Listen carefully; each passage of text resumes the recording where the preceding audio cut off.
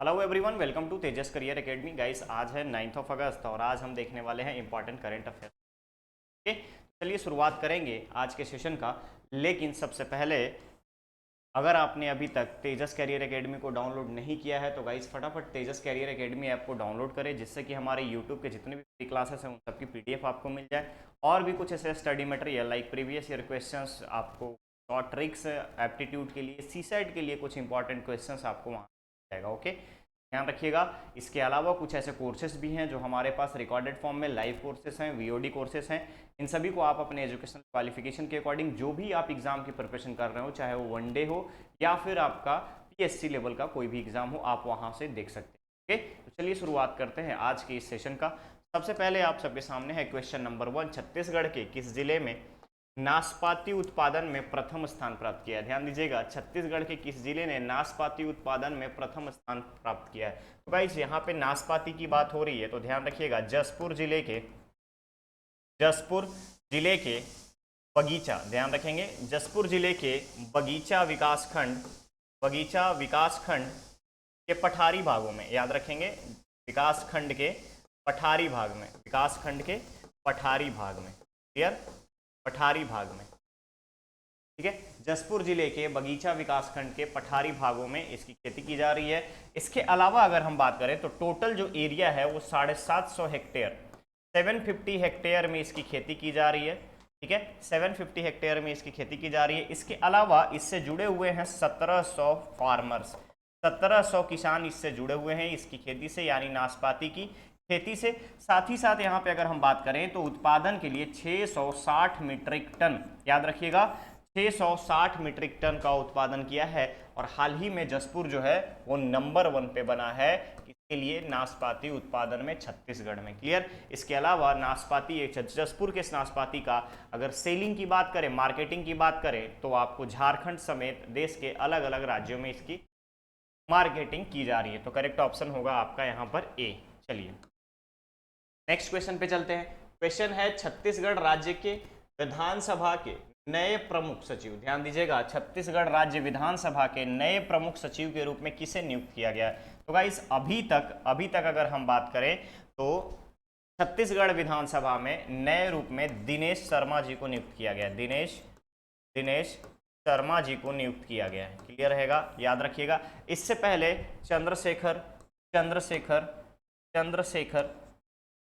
चंद्रशेखर गंगराड़े, ठीक है, गंगराड़े प्रमुख सचिव थे छत्तीसगढ़ विधानसभा का। इसके बाद अभी हाल ही में दिनेश शर्मा जी को अतिरिक्त प्रभार दिया गया है प्रमुख सचिव का छत्तीसगढ़ राज्य विधानसभा का। करेक्ट ऑप्शन यहाँ पर हो जाएगा आपका बी, ठीक है। चलिए नेक्स्ट क्वेश्चन पे आगे चलते हैं। नेक्स्ट क्वेश्चन है, champions of change Madhya Pradesh award से छत्तीसगढ़ के किस व्यक्ति को सम्मानित किया गया है? Champions of change Madhya Pradesh award Chhattisgarh के किस व्यक्ति को? तो ध्यान रखिएगा, पंडवानी की गायिका, पंडवानी की मशहूर गायिका, याद रखिएगा, मशहूर कलाकार तीजन बाई को champions of change Madhya Pradesh के लिए अवार्ड से सम्मानित किया गया है। इनका काम क्या है? तो पंडवानी को विश्व स्तरीय पहचान दिलाने में इनका बहुत बड़ा श्रेय है। विश्व स्तर पे पंडवानी नृत्य को पहुंचाने में या पंडवानी को विश्व भर के पटल पे लाने में इनका सबसे महत्वपूर्ण योगदान रहा है। इसके अलावा भारत सरकार के द्वारा इनको पद्म भूषण सम्मान से सम्मानित किया जा चुका है। ध्यान रखिएगा, पद्म भूषण सम्मान से भी सम्मानित किया जा चुका है। और ये व्यक्ति कौन है? तीजन बाई। तो करेक्ट ऑप्शन क्या होगा यहाँ पर? सी। अब ध्यान रखिएगा, ये जो ममता चंद्राकर हैं ये इंदिरा गांधी संगीत महाविद्यालय खैरागढ़ की कुलपति हैं, याद रखिएगा, कुलपति रह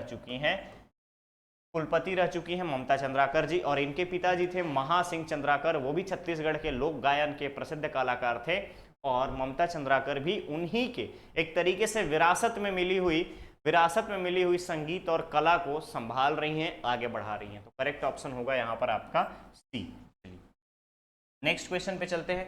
दूसरा क्वेश्चन है, छत्तीसगढ़ के वनांचल के 10 10 आकांक्षी जिलों में कितने मेगावाट तक के सौर ऊर्जा संयंत्र की स्थापना के लिए छूट का आग्रह मुख्यमंत्री द्वारा नीति आयोग की गवर्निंग कमेटी की बैठक में की गई है? ध्यान रखिएगा, नीति आयोग की गवर्निंग कमेटी की बैठक 7 अगस्त को की गई है और इसमें मुख्यमंत्री भूपेश बघेल जी ने जितने भी छत्तीसगढ़ के वनांचल की बात करें, जो फॉरेस्ट डिस्ट्रिक्ट्स हैं, यहाँ पर आपके टोटल 10 आकांक्षी जिलों में सौर ऊर्जा के लिए 5 मेगावाट तक, ध्यान रखिएगा 5 मेगावाट तक में स्पेशल छूट की बात की है, स्पेशल छूट का आग्रह किया है। इसके अलावा कोयला और अनेक खनिज संसाधनों के जो रॉयल्टी रेट है उसमें संशोधन करने का भी आग्रह किया है। इसके अलावा जो भी 20,000 से कम का शहरी क्षेत्र है वहां पे मनरेगा जैसी योजनाओं को लागू करने की बात कही। ठीक है, छत्तीसगढ़ में 20,000 से अधिक अगर कोई है शहरी क्षेत्र है तो उसमें लागू नहीं होगा, शहरी क्षेत्र में लागू नहीं होगा, लेकिन 20,000 से कम है तो वहां पे मनरेगा लागू करने की बात गवर्निंग कमेटी के बैठक में छत्तीसगढ़ के मुख्यमंत्री भूपेश बघेल जी के द्वारा कहा गया। क्लियर है? तो यहां पे आपका करेक्ट ऑप्शन होगा डी। ध्यान रखिएगा इन सारी चीजों को। नेक्स्ट क्वेश्चन है, छत्तीसगढ़ के किस खिलाड़ी का चयन क्यों था? ध्यान से देखिएगा, छत्तीसगढ़ के किस खिलाड़ी का चयन क्यों था यूथ वर्ल्ड चैंपियनशिप मलेशिया के लिए हुआ है? तो गाइस यहां पे ध्यान रखेंगे, क्यों था यूथ फेस्टिवल जो है, यूथ चैंपियनशिप जो है, ये आपका 9 अगस्त से लेकर के 20 अगस्त तक मलेशिया में आयोजित किया जाएगा। 20 अगस्त तक मलेशिया में आयोजित किया जाएगा अंतर्राष्ट्रीय स्तर पर, और इसमें छत्तीसगढ़ के खिलाड़ी युवराज सिंह जो कि बस्तर के रहने वाले हैं उनका चयन किया गया। ध्यान रखिएगा, छत्तीसगढ़ निवासी बस्तर जिले के रहने वाले युवराज सिंह का चयन किया गया है। तो करेक्ट ऑप्शन होगा यहां पर आपका ए। चलिए नेक्स्ट क्वेश्चन है, 75 ग्रामीण स्कूल के 750 छात्राओं द्वारा, यानी 75 ग्रामीण स्कूल के 750 छात्राओं द्वारा विकसित उपग्रह को इसरो द्वारा किस नाम से प्रक्षेपण किया जाएगा? तो किस नाम से प्रक्षेपण किया जाएगा? तो ध्यान दीजिएगा, सबसे छोटा, सबसे छोटा, सबसे छोटा और सबसे हल्का, सबसे हल्का वाणिज्यिक रॉकेट, वाणिज्यिक रॉकेट, याद रखिएगा वाणिज्यिक रॉकेट हाल ही में सतीश धवन स्पेस सेंटर, सतीश धवन अंतरिक्ष केंद्र श्रीहरिकोटा से प्रक्षेपित किया गया, जिसका निर्माण 75 ग्रामीण स्कूल के 750 छात्राओं ने बनाया है, योगदान दिया है, उसमें निर्माण किया है। और ये आज़ादी के अमृत महोत्सव पे इंडिया एट 75 प्रोग्राम के तहत बनाया गया है और इसकी लॉन्चिंग की गई है आज़ादी सैट के नाम से। ध्यान रखिएगा, आज़ादी सैट के नाम से। तो करेक्ट ऑप्शन यहां पर होगा आपका बी। किसके द्वारा लॉन्च किया गया है? तो Indian space and space research organisation के द्वारा। क्लियर रहेगा? तो करेक्ट ऑप्शन होगा यहां पर बी, इसरो के द्वारा लॉन्च किया गया। कहां से लॉन्च किया गया? सतीश धवन स्पेस सेंटर श्रीहरिकोटा से। कहां पे? श्रीहरिकोटा, आंध्र प्रदेश। क्लियर रहेगा? करेक्ट ऑप्शन है आपका यहां पर बी।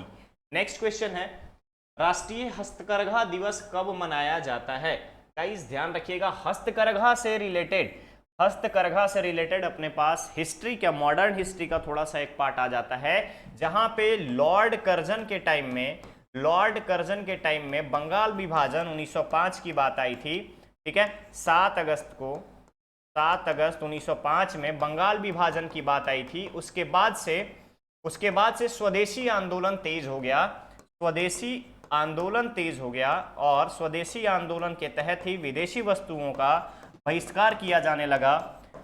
ठीक है, उसके बाद विदेशी वस्तुओं का बहिष्कार हुआ, याद रखेंगे आप, विदेशी वस्तुओं का बहिष्कार किया गया, बाइकॉट किया गया। और उसी समय से हस्तकरघा द्वारा, जो कि यहाँ पे लोकल बुनकर थे, खादी का, ध्यान रखिएगा, खादी का शुरुआत की गई। और उस टाइम के बाद से अभी तक उसी दिन 7 अगस्त को ही हम लोग हस्तकरघा दिवस के रूप में, राष्ट्रीय हस्तकरघा दिवस के रूप में मनाते हैं। इसके अलावा अगर हम बात करें तो ध्यान रखिएगा, खादी को आगे बढ़ाने के लिए KVIC, khadi village industrial commission की स्थापना की गई 1958 में, 1958 में। क्लियर रहेगा? हेडक्वार्टर कहां पे है? तो इसका हेडक्वार्टर है मुंबई में, हेडक्वार्टर है आपका मुंबई में KVIC का। क्लियर रहेगा? ठीक है, अब बात आती है कि हम यहाँ पे 7 अगस्त को सेलिब्रेट कर लिए राष्ट्रीय हस्तकरघा दिवस में। छत्तीसगढ़ में इससे रिलेटेड क्या हुआ, तो ध्यान रखिएगा, इस राष्ट्रीय हस्तकरघा दिवस 7 अगस्त के दिन छत्तीसगढ़ के जितने भी बुनकर समाज के लोग हैं, बुनकरों के परिवार के, बुनकर के परिवार की अगर हम बात करें, बुनकर परिवार के जितने भी लोग हैं, छात्रों को प्रोत्साहन राशि दी गई ताकि वो स्टडी कर सके, उनकी पढ़ाई लिखाई अच्छी हो सके राज्य सरकार द्वारा। यानी छत्तीसगढ़ के मुख्यमंत्री ने बुनकर परिवार के सभी मेधावी छात्रों को प्रोत्साहन राशि के रूप में उनको आगे बढ़ने के लिए, उनकी प्रतिभा को बढ़ाने के लिए, ताकि पैसे की कमी से, आर्थिक वजह से, सिचुएशंस की वजह से वो पढ़ाई उनकी रुके ना, इसलिए इन्होंने मदद दिया है। तो ध्यान रखिएगा 7 अगस्त को हम लोग राष्ट्रीय हस्तकरघा दिवस मनाते हैं। इसके अलावा UFO डे यानी अनआइडेंटिफाइड फ्लाइंग ऑब्जेक्ट डे हम लोग 2 अगस्त को मंगाते हैं। इसके अलावा साथ ही साथ इस साल की जितने भी इंपॉर्टेंट डेज हैं, ठीक है, इंपॉर्टेंट डेज हैं, उन सब के बारे में आप लोग यहाँ पर ध्यान रखिएगा। क्लियर रहेगा। UFO डे 2 जुलाई को मनाते हैं, सॉरी ध्यान रखिएगा, UFO डे जो है अनआइडेंटिफाइड फ्लाइंग ऑब्जेक्ट डे के रूप में हम लोग 2 जुलाई को मनाते हैं। करेक्ट ऑप्शन यहाँ पर है आपका सी। नेक्स्ट क्वेश्चन है, भारत के उपराष्ट्रपति किसे चुना गया है? भारत का जो उपराष्ट्रपति किसे चुना गया है? तो गाइस हाल ही में आप लोगों को पता होगा कि उपराष्ट्रपति का चुनाव हुआ था। उपराष्ट्रपति के चुनाव में जगदीप धनखड़, याद रखिएगा, जगदीप धनखड़ जी को चुना गया है और इनको मिले हैं 528 वोट। क्लियर रहेगा।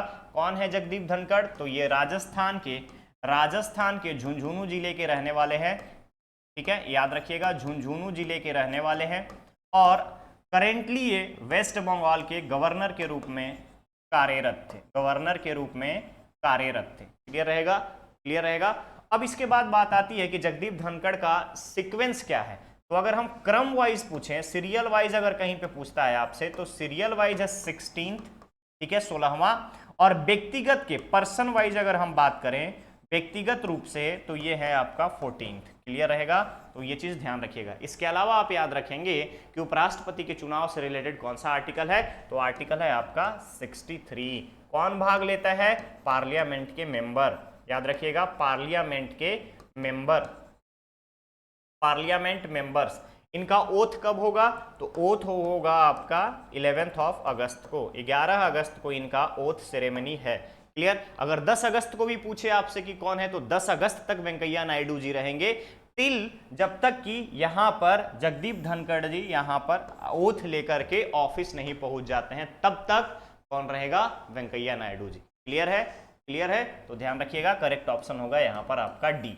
इसके अलावा अगर हम बात करें तो उपराष्ट्रपति का 2 बार उपराष्ट्रपति कौन कौन से व्यक्ति रहे हैं, तो पहली बात तो सर्वपल्ली राधाकृष्णन 2 टर्म्स तक रहे हैं, उनका टेन्योर जो था 5+5 2 बार रहे हैं। इनके अलावा हामिद अंसारी जी जो हैं ये भी 2 बार उपराष्ट्रपति रह चुके हैं। तो ध्यान रखिएगा, आर्टिकल आप याद रखिएगा, रिलेट करके पढ़िएगा किसी भी चीजों को, तो आपको आसानी से याद रहेंगी। ठीक है। इंडियन कॉन्स्टिट्यूशन का आर्टिकल 63 जो है ये डील करता है वाइस प्रेसिडेंशियल इलेक्शन। क्लियर रहेगा। चलिए नेक्स्ट क्वेश्चन पे चलते हैं। क्वेश्चन है, भारत के किस टाइगर रिजर्व को मोदी सर्किट विकसित किया जाएगा? ध्यान से देखिएगा, किस टाइगर रिजर्व में मोदी सर्किट विकसित किया जाएगा? तो गाइस यहाँ पे टाइगर रिजर्व की बात की गई है, तो कॉर्बेट टाइगर रिजर्व, ध्यान रखेंगे आप, कॉर्बेट टाइगर रिजर्व में मोदी सर्किट जो है यहाँ पर विकसित किया जाएगा। और इस मोदी सर्किट में होगा क्या? तो एक रहेंगे आपके नरेंद्र मोदी, याद रखिएगा, प्रधानमंत्री नरेंद्र मोदी जी। इनके अलावा बेयर गिल्स, अगर आप लोग याद रखे होंगे थोड़ा बहुत, तो बेयर गिल्स, ठीक है, डिस्कवरी पर हमेशा आप इनको देखते होंगे, कभी मगरमच्छ खाते हुए, कभी कुछ और खाते हुए, तो मगरमच्छ नहीं, मगरमच्छ के छोटे बच्चे, तो यहाँ पे ये आपको दिख जाएंगे बेयर गिल्स। तो यहाँ पे आप ध्यान रखिएगा, इन दोनों के द्वारा एक शूटिंग की जाएगी और इस शूटिंग को नाम दिया गया है मोदी सर्किट। और ये कहाँ पे होगा? तो कॉर्बेट टाइगर रिजर्व में। ध्यान रखिएगा, Corbett tiger reserve Ramganga national park, याद रखिएगा आप, रामगंगा नेशनल पार्क। इसके अलावा हैली नेशनल पार्क कहाँ पे है? ध्यान रखेंगे आप, उत्तराखंड में। कहाँ पे है? कहाँ पर है? उत्तराखंड में, यूके उत्तराखंड में है। ठीक है। इसके अलावा कान्हा कहाँ पे है? तो एमपी में है कान्हा।